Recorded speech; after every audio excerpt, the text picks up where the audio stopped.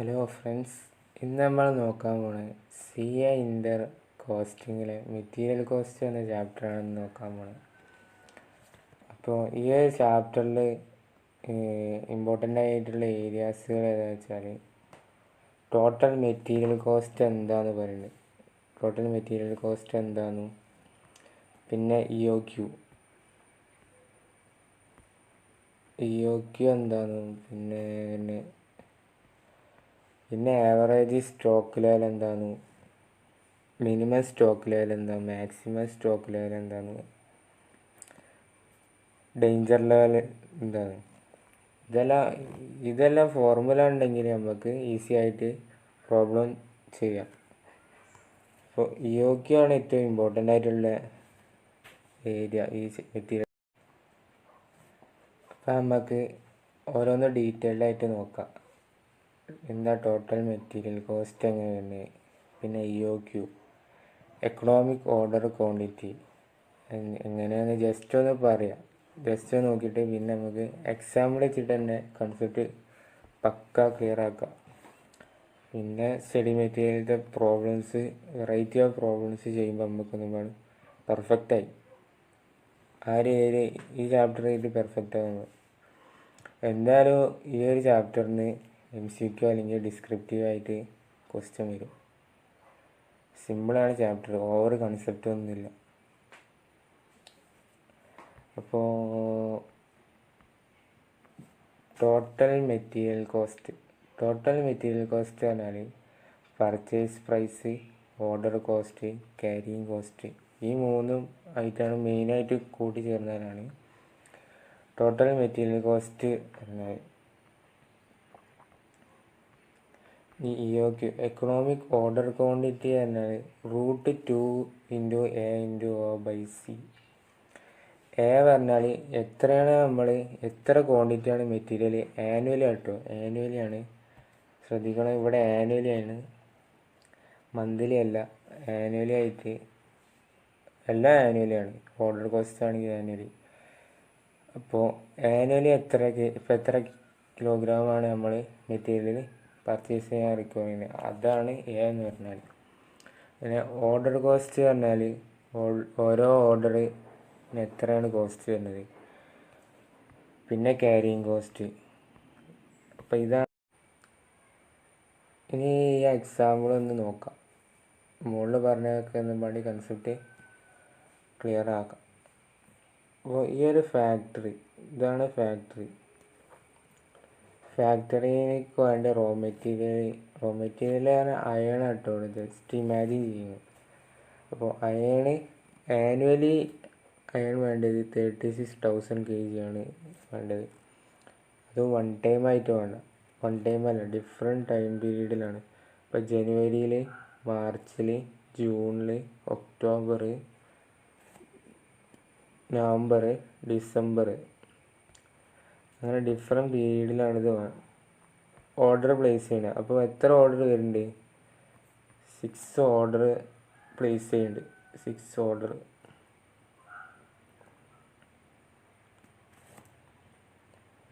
ഓരോ ഓർഡറിലും എത്ര kg purchase ചെയ്യുന്നുണ്ട്? 6,000 kg പെർ ഓർഡറിൽ. ഓരോ ഓർഡറിലും 6,000 kg ഉണ്ട്. അപ്പം എങ്ങനെയായിരുന്നു? 6,000 kg × 6 ഓർഡർ വരുമ്പോൾ ടോട്ടൽ ആനുവലി എത്ര വരും? 36,000 kg വരും. അപ്പോൾ കോസ്റ്റ് എങ്ങനെ വരുന്നത് നോക്കാം. Expense purchase price per kg 20. അപ്പോൾ എത്രയാണ് നമ്മൾ എത്ര kg ആണ് നമ്മൾ പർച്ചേസ് ചെയ്യുന്നത്? 36,000 kg പർച്ചേസ് ചെയ്യുന്നുണ്ട്. ഓർഡർ കോസ്റ്റ് പെർ ഓർഡർ, എത്ര ഓർഡർ ഉണ്ട്? 6 ഓർഡർ വരുന്നുണ്ട്. ഈ ക്യാരിയിങ് കോസ്റ്റ് ഇമ്പോർട്ടൻ്റ് ആട്ടോ. അതെങ്ങനെ വരുന്നതെന്ന് നോക്കാം. ക്യാരിയിങ് കോസ്റ്റ് അല്ലെങ്കിൽ സ്റ്റോറേജ് കോസ്റ്റ്. ഇത് കാൽക്കുലേറ്റ് ചെയ്യുമ്പോൾ ഇപ്പോൾ ഒരു ഓർഡറിൽ എത്ര kg വരുന്നത്? 6000 kg അല്ലേ വരുന്നത്, അതിൻ്റെ ആവറേജാണ് നമ്മൾ കാണുക. ഇതിൻ്റെ ആവറേജ് അപ്പോൾ എത്ര വരിക? 6000 kg/2. അപ്പം ഇങ്ങനെയാണ് ക്യാരിങ് കോസ്റ്റ് കാണുക. അപ്പം ടോട്ടൽ കോസ്റ്റ് എത്രയായി നോക്കാം ഓരോന്നിന്.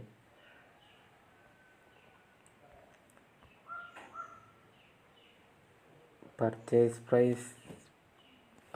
കോസ്റ്റ് എത്രയായിരുന്നു?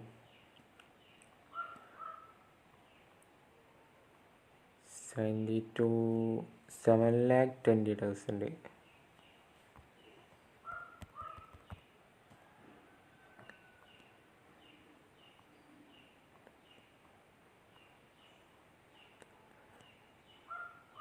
Order cost 300.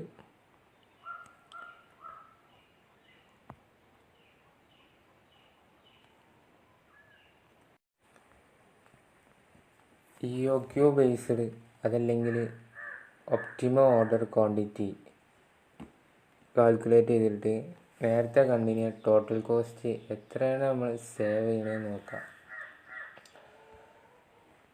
അപ്പോൾ മുമ്പത്തെ ഓർഡർ ക്വാണ്ടിറ്റി പറഞ്ഞാൽ 6000 kg ആണുള്ളത്. അതിൽ നിന്ന് എത്ര kg ആകുമ്പോഴാണ് നമുക്ക് കോസ്റ്റ് സേവ് ചെയ്യാമെന്ന് കാൽക്കുലേറ്റ് ചെയ്യുക. അപ്പോൾ EOQൻ്റെ ഫോർമുല EOQ = √2 × A × O/C. അപ്പോൾ √2 × 36,000 × 50 ക്യാരിങ് കോസ്റ്റ് 2. അപ്പോൾ എത്ര വരും?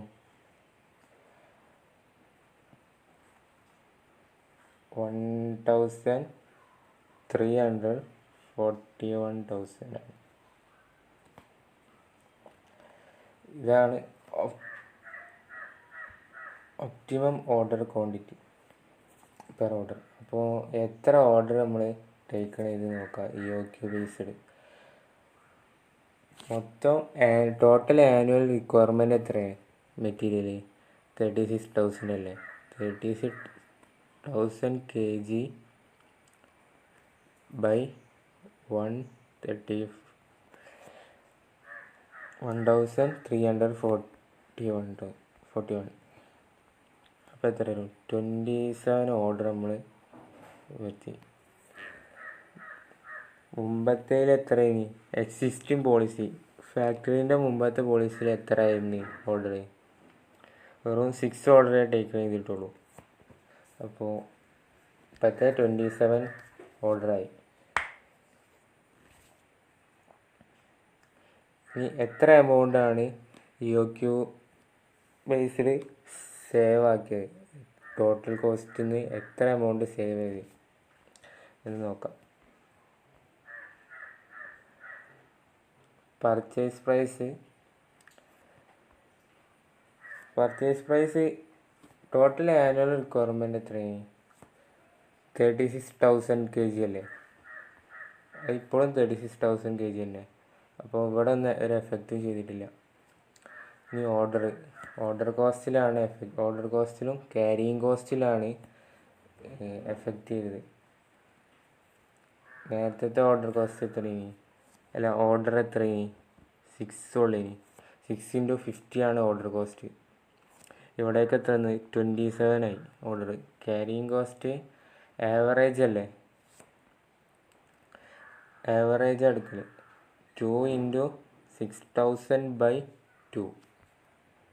ഇവിടെ 2 × 1,341/2. അപ്പോൾ വന്ന ടോട്ടൽ കോസ്റ്റാണ്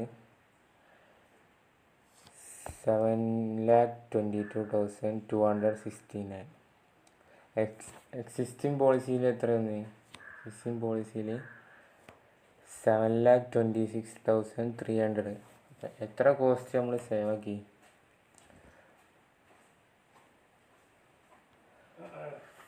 4,31.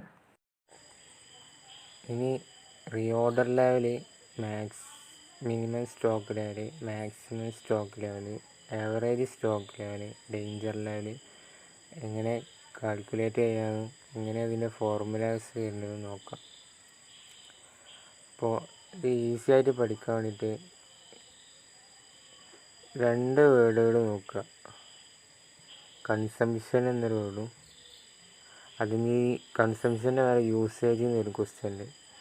റീഓർഡർ പീരീഡ് അല്ലെങ്കിൽ ലീഡിങ് ടൈം എന്ന് വരും. എന്നിട്ട് ഇതിലേതാ മാക്സിമം മിനിമം അപ്ലൈ ചെയ്താൽ മതി. റീഓർഡർ ലെവൽ വരുമ്പോൾ മാക്സിമം എന്ന് നോക്കുക. Maximum consumption into maximum reorder period. Minimum stock level വരുമ്പോൾ ഇതേ സെയിം റീഓർഡർ ലെവൽ ഇവിടെ വരുന്നുണ്ട്. Reorder level minus average consumption, average consumption into average reorder period. Maximum stock level വരുമ്പോൾ reorder level plus reorder quantity. ഇതാണ് നേരത്തെ discuss ചെയ്തതിനെ EOQ എന്ന് വേറൊരു പേര് വരും. EOQ. അപ്പോൾ reorder level plus reorder quantity അഥവാ EOQ minus minimum consumption into minimum reorder period. Average stock level സിമ്പിളാണ്. ഇതിപ്പോൾ മിനിമം സ്റ്റോക്ക് ലെവൽ ഒന്നാമതെന്നാണെങ്കിൽ മാക്സിമം 2. അപ്പോൾ ആവറേജ് പറഞ്ഞാൽ 1 + 2/2 എന്ന് പറഞ്ഞാൽ minimum stock level plus maximum stock level by 2. അതാണ് ആവറേജ് സ്റ്റോക്ക് ലെവലാണ്. ഡേഞ്ചർ ലെവൽ ഈ മുകളിൽ പറഞ്ഞതിനായിട്ടൊന്ന് ഡിഫറെൻ്റ് ആയിട്ട് വരുന്നത്. ഇത് മാത്രം ശ്രദ്ധിച്ചു കഴിഞ്ഞാൽ average consumption into leading time for emergency purchase. അപ്പം മെറ്റീരിയൽ കോസ്റ്റ് എന്ന ചാപ്റ്ററിൽ ഓൾമോസ്റ്റ് എല്ലാ ഏരിയകളും കവറാക്കി. മെയിനായിട്ടുള്ള ഏരിയകളൊക്കെ ഡിസ്കസ് ചെയ്തിന്. ഇനി പ്രോബ്ലം ചെയ്യുമ്പോൾ ഒന്നുപാട് കോൺഫിഡൻസ് വരും. അപ്പോൾ ഇതുവരെയും ഡിസ്കസ് ചെയ്ത ഏരിയകൾ ഫസ്റ്റ് ടോട്ടൽ കോസ്റ്റ് എങ്ങനെ, പിന്നെ EOQ അതിൻ്റെ ഫോർമുല നോക്കി, പിന്നെ ഡിസ്കസ് ചെയ്തതിന് ഈ ഒരു എക്സാമ്പിൾ വെച്ചിട്ടാണ്. ഈ എക്സാമ്പിൾ വെച്ചിട്ട് കൺസെപ്റ്റ് ഒന്നുപാട് ക്ലിയറാക്കി. അപ്പോൾ എക്സിസ്റ്റിംഗ് പോളിസി നോർമൽ എന്ന പണ്ടത്തെ പോളിസി വെച്ചിട്ട് നമുക്കെന്ന ടോട്ടൽ കോസ്റ്റ് കാൽക്കുലേറ്റ് ചെയ്ത്, പിന്നെ EOQ വെച്ചിട്ട് നമ്മൾ ഓർഡർ ക്വാണ്ടിറ്റി കണ്ട്, എന്നിട്ട് എത്ര ടോട്ടൽ കോസ്റ്റ് സേവ് ചെയ്തെന്ന് അതും കണ്ടെത്തി.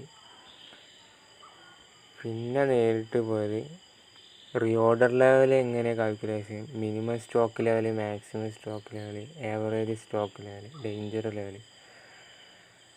അപ്പോൾ ഇതൊക്കെയാണ് ഇന്നത്തെ വീഡിയോയിൽ ഡിസ്കസ് ചെയ്യുന്നത്. അപ്പം വീഡിയോ യൂസ്ഫുൾ ആയിരുന്നെങ്കിൽ മറക്കാണ്ട് സബ്സ്ക്രൈബ് ചെയ്യുക, പിന്നെ ഫ്രണ്ട്സിന് ഷെയർ ചെയ്യുക. നെക്സ്റ്റ് വീഡിയോയിൽ സ്റ്റഡി മെറ്റീരിയലിലത്തെ മാക്സിമം പ്രോബ്ലംസ് ഡിസ്കസ് ചെയ്യാം. Okay, bye, thanks.